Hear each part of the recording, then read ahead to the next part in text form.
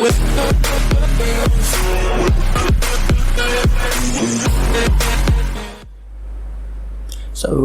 welcome guys and girls back after a long wait. I'm back to Bless Unleashed another guide. Today we are going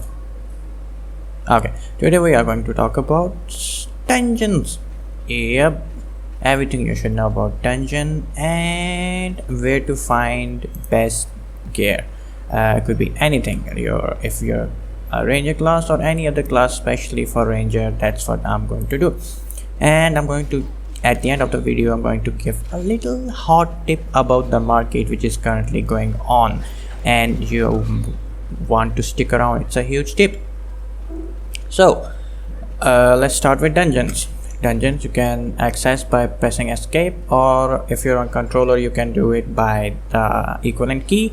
Go to matchmaking and then you will see all the available dungeons. Different dungeons have different levels which will open up as your level goes up. The level of the dungeon responds to the level your character level. So once your character level is that, then you will be able to open up that dungeon. Other than the character level, every dungeon has specific requirements. For example, this dungeon is a 5-player dungeon, and this dungeon is a 2-player dungeon. So you need those players, enough number of players to play that dungeon. Other than that, you need enough gear score to play that dungeon. If your gear score is less than that, you can't join, even if that is one of your player. Each player does need this gear score to join this dungeon. Now there are two types, as you can see. There is arena and then there is lair and other dungeons. So arena challenges are just like duel fights. There is one boss and you have to kill him once and then you get your reward. Lair challenges are the ones where you have to clear a series of bosses, like it could be 2, it could be 3 bosses, and then you will get your rewards. And then you have 5-player these dungeons. Especially this infernal cobalt lair, this is a series dungeon where you have to defeat a number of bosses, but also you have to defeat a lot of minions. So when you go into this dungeon, be careful, you need that gear score. Other than that gear score, you also need strong gear. So it's just not about gear score. Gear score will only be allow you to join that dungeon, but the rest, it's up to you how much damage you do and how good you play. Different dungeons have different difficulties and different ways you can clear them. I will make different guides to clear the most popular dungeons that gives you the most popular rewards. Every dungeon will give you different rewards. Some dungeons give you reward chests which will guarantee you one of this weapon, or it's only I think weapons, and you also have random chance to get some other stuff gear. Okay, well other than these rewards, these dungeons have a great chance to give you these other stuff, accessories, and some recipes, some contracts and stuff like that. The higher level of the dungeon it is, the better rewards you will get. Then there are time dungeons that open up in different days of the week, and it allows you to get different stuff. Now the time dungeon always gives you the best reward there is but the level threshold is level 35 for the hardest one, and then the gear score is also quite high than the normal ones.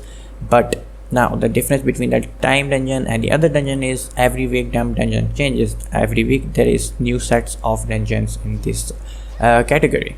So how do you start a dungeon? You just click and then you have it in your matchmaking list, and then you just hold escape and press space, and then the dungeon will start. Only the party leader can start a dungeon or a time dungeon, so you have to see who's the party leader and then he's gonna start the dungeon depending on which one he's doing. You can also stack up dungeons, and then after once one is finished, you can go to directly to the next dungeon. I don't want it, so I just can cancel it. So the dungeons have a random chance to give you the chest. you won't get chest always through these dungeons.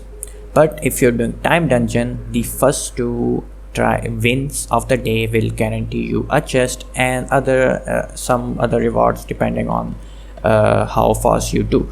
The faster you clear out a dungeon, the more reward you will get, the better reward you will get. If you take too much time, the reward quality will get worse.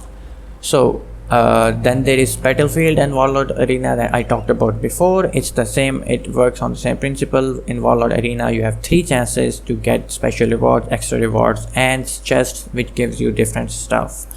Battlefield I never played it myself, but from what I know it's a 15 versus 15 matches and it works on the same principle.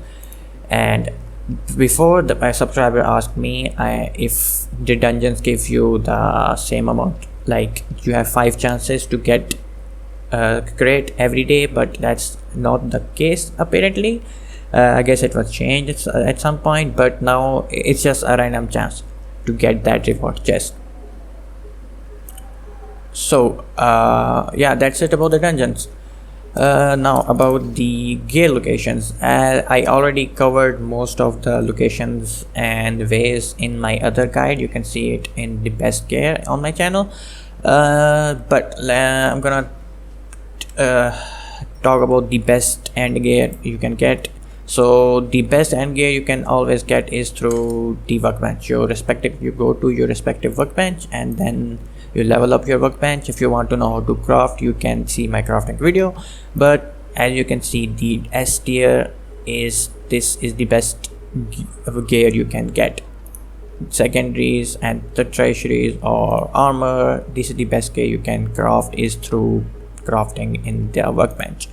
And another way to get an S tier is through dungeon rewards. As you can see, if I go to time dungeon, the dungeon will give you an S tier reward. It varies on how quicker you will dungeon will do, but you have a chance to get an S tier from there.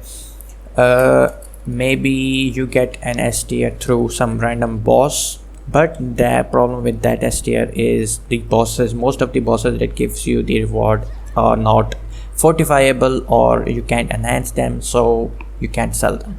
So that is a waste. The best way you can do is just salvage it. Now another way to get that S tier is obviously through purchases, which I think is the best way you can get, the quickest way you can get A tier and an S tier stuff. But the problem is the S tier is always really high priced. As you can see, it's 2.3 million, 2.8 million, 3 million, 5 million. That's way too much, and I don't know if I want to spend that much on just an S tier stuff. But if you're willing to do that, go for it. But I guess say an A tier will be enough. If you want more power, just maybe take it to mythic or just grind and craft your own, though you will have to find the blueprint for that specific craft you want. So it's your choice, whatever you want to do. Other than that, other locations for them is of course the regional quest. The crate you get from the regional quest is always the that gives you the best, because it gives you armor or weapon which is fortifiable, so you can enhance it and you can sell it on the market. So regional quest that gives you blue chest that resets every 3 days or 4 days, that gives you the best out of the open map rewards. Anything else that is not fortifiable, you can just salvage it or you can save it for their bonuses. Yeah, I guess these are all the locations. And one more tip, if you need special bonuses just like gathering gloves or something, you will have to go for these regional quests, which have a good chance to give you like gathering gloves or salvaging gloves or any other gear, which is good to have, especially when you're salvaging a lot of gear. You can just equip all the increase in salvaging gear and then you can salvage all of them. This is how it looks like, especially like I have this gear, I'm keeping this one, let me see. Okay, just like this, like gloves, these are my gathering gloves. So every time I gather, I always wear all of my gathering gear so I can gather easily.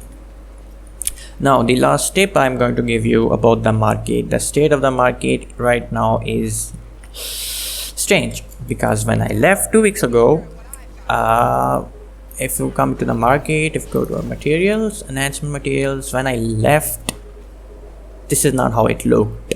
Especially the weapon fortification stone, if we start with, it was at least for 1700 or something. Now it's just 24. That's a huge change. And then, okay, just a few minutes ago, these stones were being sold for 8,000. I guess everybody bought it. And then these upgrade stones, bro, 5,000. That is a steal. I mean, why is somebody selling it for that much low price? I don't know, but these are supposed to be like 20,000, and then these stones are like 8,000 or 9,000. But I don't care. And then these embers, these are even more. I just a minute ago bought a 21 of them. It's 650. Normally it's like above 2,000. Even that was a steal back then. Now it's just 650. I don't know what people are thinking, but if you see this, if you're seeing the video as soon as you can, just buy them, go for it. And the rest, I guess, is the same. I guess legendary stone, ember is, yeah, it's the same. But these three things, especially this ember, because you're gonna need a lot of them. If you haven't seen my enhancement guide, go see it. You're gonna need a lot of them, at least 12 when you're upgrading from an epic to legendary, and you're enhancing that gear. To get a guaranteed craft, you just need this to avoid breaking of the equipment and then spending like how much? Yeah, 2 lakh just to repair a gear. Yeah, so this is gonna be it for today, and I'm gonna see you in the next video, which is going to be hopefully tomorrow. Okay, see ya.